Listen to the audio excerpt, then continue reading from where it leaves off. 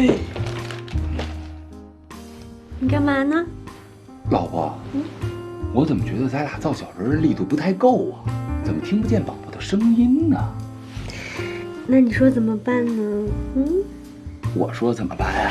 哎呦，老婆，那你说怎么办呢？你说怎么办啊？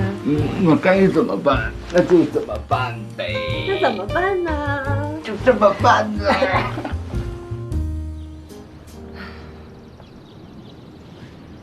我的事儿打探的怎么样啊？王老师不爱说自己的私事。你没把我给暴露了吧？放心，这是我呀，我可会办这种事儿啊。后来我找了他老板，他老板说他来了唐人画廊5年了，来的时候也就是一个主要要求，每个月的 case 的数量必须得有保证，那样的话他的收入才有保证。再幸福的 case 他也接，而且按照唐然画廊的名气，这几年他赚的钱真不少，比当老师都多了。你的意思是说，王老师其实挣了很多钱，但不知道花哪儿了？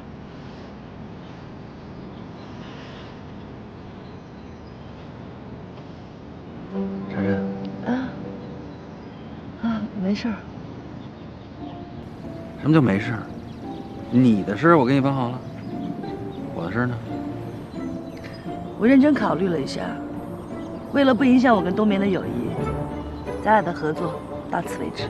那我怎么办？据我所知，现在他跟齐明峰还未遂呢。我还有机会。有可能。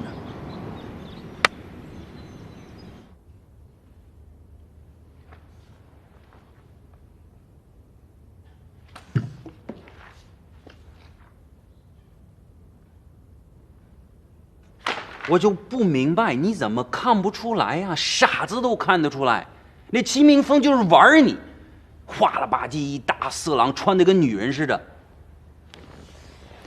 我就喜欢穿得跟女人似的，我就喜欢花了吧唧，我就喜欢色狼，你管着吗？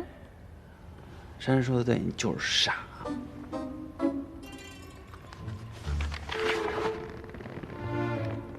你说什么？珊珊？